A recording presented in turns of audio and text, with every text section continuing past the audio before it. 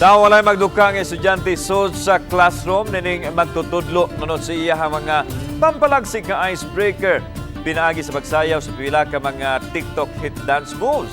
Atong ibida ang istorya niya pinaagi sa report ni Mark Reggie Abella.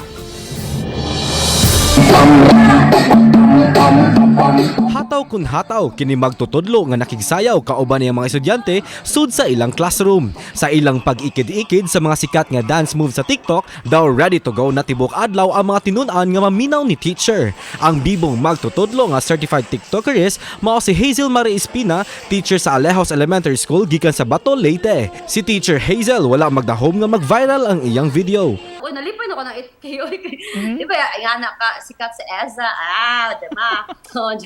Mauto na, human, pag mata na pagkabuntag, 30K na pagkahapon, 200K, pak, labaw na ron kay 1.1M naman. Sigon niya nga tuyo ra unta niya maka-exercise ang iyang mga estudyante og makapundat og lig-on nga relasyon.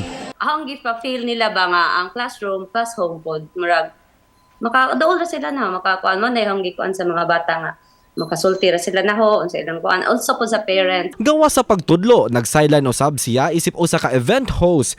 Tuod gayod nga dakong adjustment ang gibuhat sa atong mga magtutudlo aron lang himuong mas epektibo ang pagtungha sa mga tinun-an.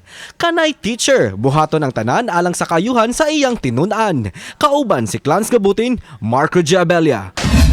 Balitang Bisdak.